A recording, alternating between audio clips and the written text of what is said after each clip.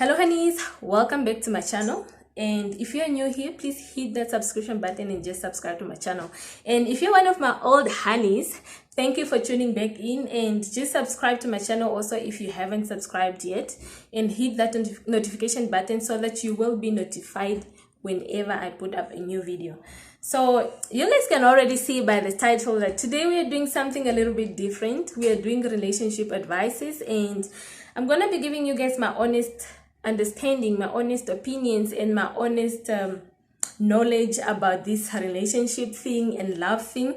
And it's according to my experience in my dating journey, which I'm still on, by the way. So my advices or my tips doesn't have to be final, because I'm not a relationship expert or advisor or professional relationship advisor. So this video is for everyone. It's for the singles, it's for people that are dating, it's for the people in courtship, and the married couples. So it's for everyone.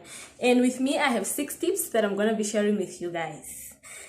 So relationships in general, they can be tricky, and they can be tiring. They can put you at a place where you're just unhappy with yourself, and you just question yourself if you're really giving it your all, and if you're giving your best to your significant other. But deep down, you may know that you're really just giving it your all, and it's just not maybe working out, or it's just not maybe meant to be. So I found myself in a couple of relationships that now when I look back, I question why I stayed that long. I question why I got myself into that relationship in the first place, because sometimes you can see the red flags, but you're just ignoring them, and you're just hoping for the best, and you're just hoping that this person change and become the person that you really want or you deserve.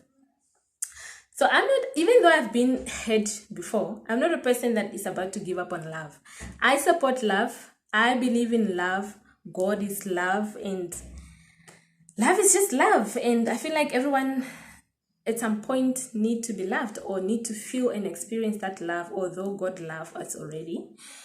So I believe that relationships can be beautiful.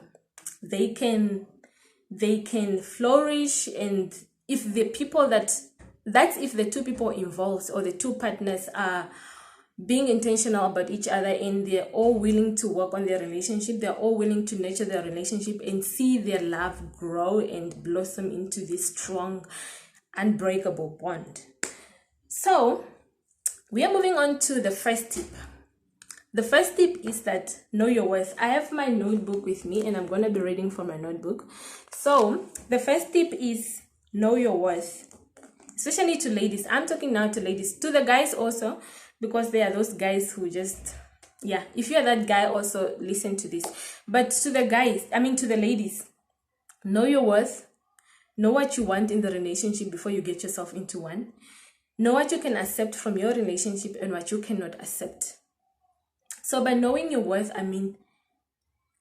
be content with who you are, and be happy with who you are, and be at peace before moving on to the next relationship. If you have been hurt before, just heal and find that inner peace before you move on to the next relationship. Because I like to say that if you're filled with so much hate, that is what is going to come out of you. If you are filled with so much anger and so much hate, so much pain, that is what is going to reflect outside, and that is what you're going to be pouring out to your neighbor, to your partner. So I suggest that you find your self-love and be filled with that. Be filled with inner peace, be filled with joy, and be happy with you being you and you being alone before you move on to the next person. So tip number two is be honest from the start. From the beginning, be honest. If there are any rules, any principles, or any values that you live by, try to say them out before you say yes to your potential others. It gives the other partner enough time to decide if they really want to commit to that, to your terms, or they really are okay with your principles. And by values, I mean I can give you an example of a Christian lady, a born-again lady. You are this born-again lady, you believe in God, and you just want to worship him, and you just want to obey his word, and you maybe don't want to get involved sexually with anyone or any relationship that you are going to have until you are married. So it's good that you say that at the beginning, so that your partner knows what they are getting involved in, so that they don't later blame you that, why didn't you tell me from the start that those are your values and you don't want to break those? Because we normally do not have the same values, we don't have the same principles, and we have different expectations from our relationship. So we're moving on to tip number 3. Tip number 3. Tip number 3. Okay, if you're that lady that just want to protect her presence, her peace, you just want to protect your heart, and you just don't want to be hurt, and you just want to protect your whole existence, I suggest that do not get involved sexually in any type of relationship until you are at a point where you can see some commitment. But commitment, I mean, because you can be engaged, guys, but still that engagement maybe won't work.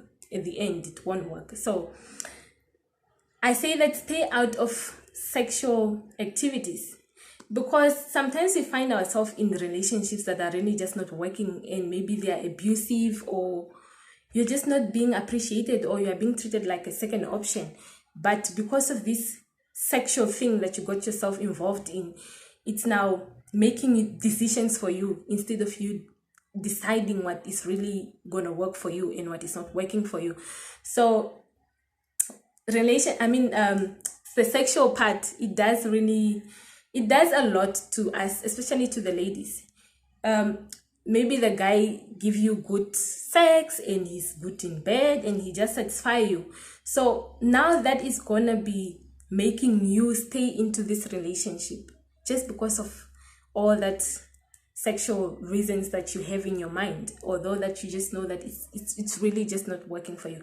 Now I want you guys to listen to this. It's a sermon by Pastor Mike Todd, and I have a clip that I want you guys to listen. So here it goes. In marriage and is joined. Everybody say joined. Now we think of that word and we think of something real like regular, like joined. But when you study this word out in the Hebrew, it has so much meaning. It means, it's a word that says Enoch, and it means to be joined in the most intimate way. Let me tell you that when somebody is supposed to be joined through sex or sexual intercourse, what's supposed to happen is a threefold cord is now made between those two people. You're supposed to be joined emotionally through intimacy, joined physically through the act of sex, and joined spiritually through covenant. And so you thought you was just having a one-night stand. You were joining yourself spiritually, physically, and emotionally. And the crazy thing about it is when you join with anybody, it creates these things called soul ties. And what happens is you weren't angry at all, but then you had that one night stand when it was your birthday and you don't really remember what happened. I mean, we was turned up, but you know. And you had that one night and you were never angry, but the person that you hooked up with was emotionally angry. And you just, where is this rage coming from? Why am I so frustrated? Because you have a soul tie with somebody you were never supposed to be with. Oh, I'm coming to your house today because some of you are sitting in your chairs right now tied to so many people you can't move. Your chair's about to break because you were doing something to fill a void, but what you were doing was creating a barrier to your future.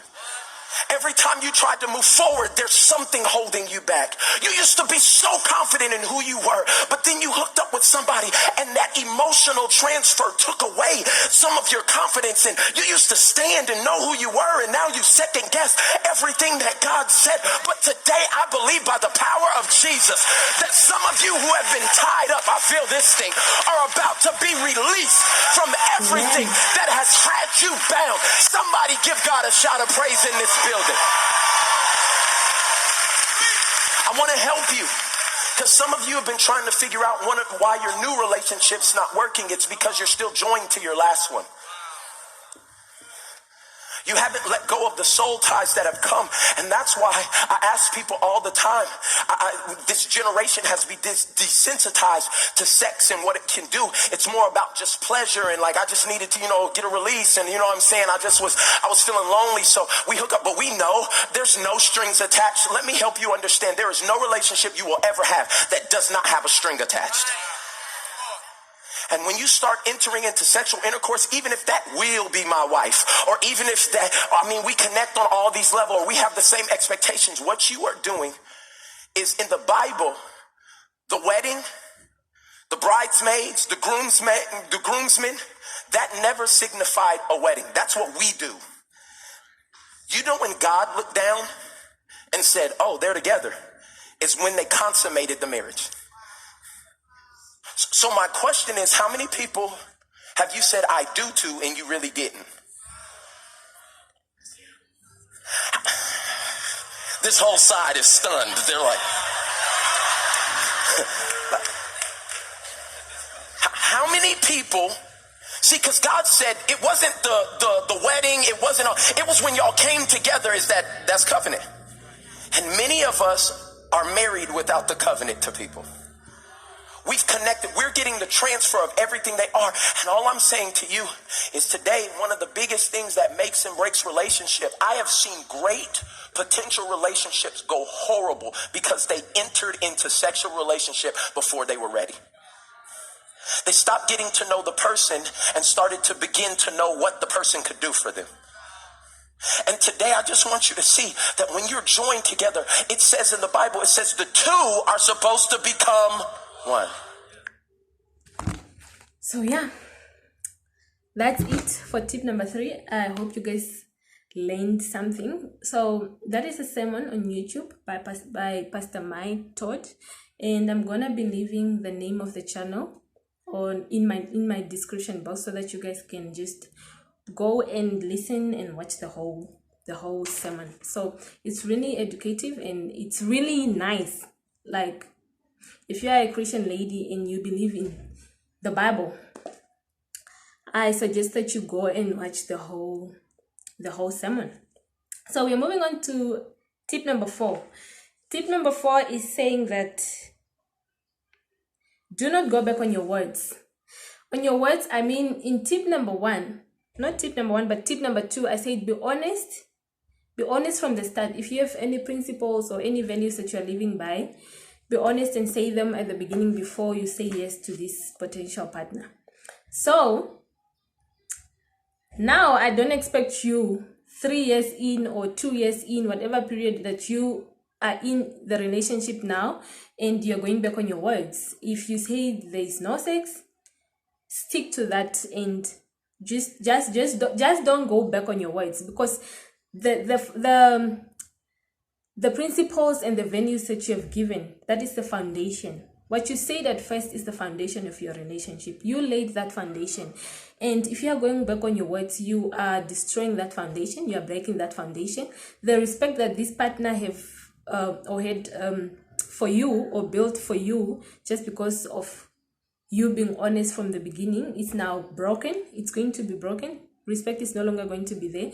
And you're going to give reasons for your partner to now start thinking that you do not have an idea of what you want. You do know what you want in life. That's why you say things and later you go back and just do everything that you say that you don't want to get yourself involved in.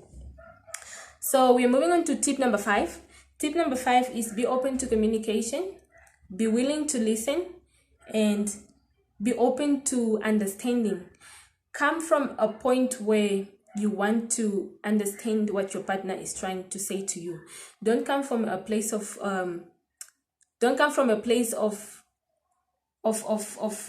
being judgmental or a place of being defensive where you want to defend yourself. Come at a place of love and respect. Come at a place from a place where you want to really solve what is really going on. Because some people, they enter into communication when they've already concluded what they think about you or what they think happened, instead of them coming and just listen to what you have to say and just understand and come to a mutual understanding. So be this person that when you come into communication, you're coming from a place of respect, from a place of love. I'm going to give you an example. If your partner or your husband came home late, but he didn't tell you that he was going to be late, but he just showed up late, or he just came home late. So instead of you shouldn't say, instead of you telling him what he should have done, do not do that. Don't tell your partner what you think they should do. Do not tell them that you were supposed to text me. Why didn't you text me that you're going to be late? So do not say that. Instead, you should say, maybe your behaviors or the way you do things sometimes hurt me.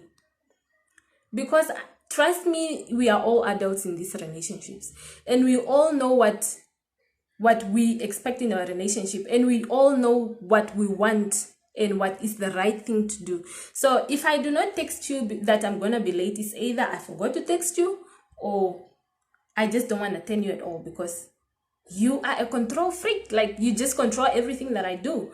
So, but if you're coming from a place where you are calm when you communicate and just say, listen, baby, your behaviors are hurting me, or the things that you do sometimes, they really hurt my feelings. Trust me that this person, next time, he's gonna text you when he's gonna be late, or when he's gonna do something that he normally doesn't do.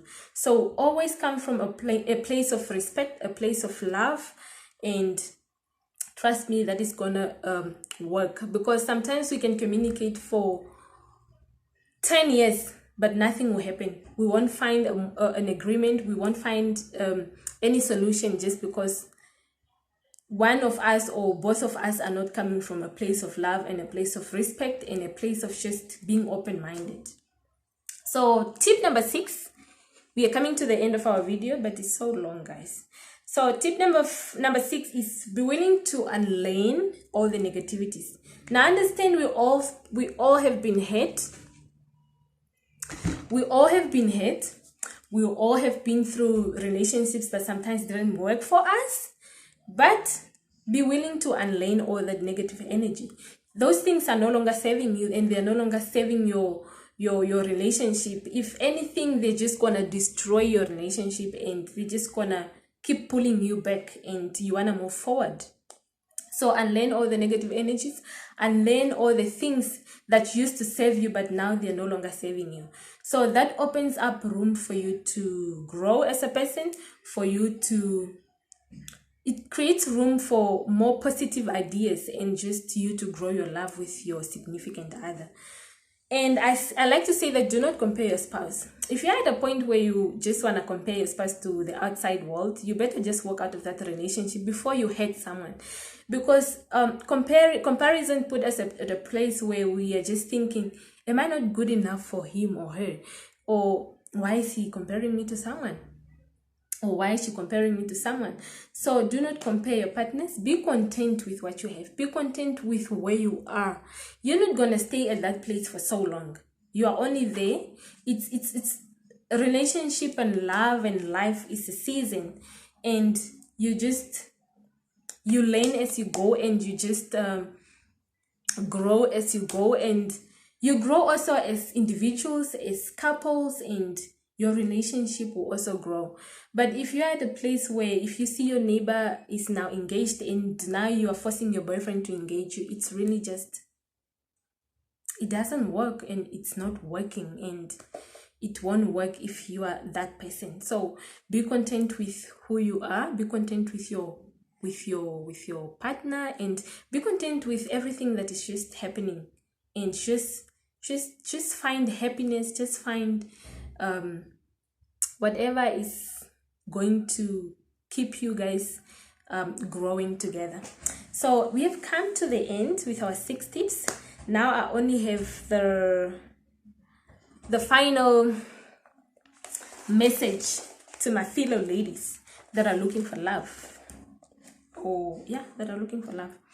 In most cases, you are likely to meet people who reject you, not because you're not worthy, not because you're not good enough, but because they are afraid of change. They see your worth. They see how different you are from all these other ladies they've been with. They see your values, your potential, and they see your sense of self. And that means change to them, and they may not be ready for that change. So do not bend your rules. Do not go back on your values.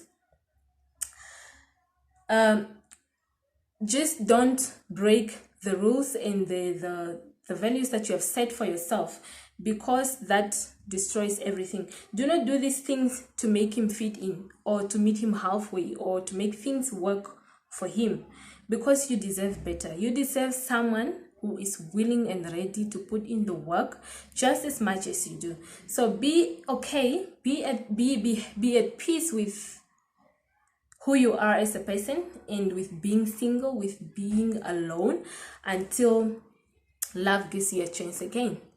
So with that being said, we have come to the end of our video, and thank you for staying this long. And it's now at 21 minutes. So thank you guys for tuning in, and thank you for always supporting me. So as I like to say, subscribe to my channel and hit that notification bell so that you will be the first to be notified always when I put up a new video. Share with your cousins, share with your neighbors, your mothers, your uncles, your grandmothers, your aunties. God. Share as much as you can. Share this video as much as you can. Also, if you like it, please give it a thumbs up, and I'll see you guys in my next video.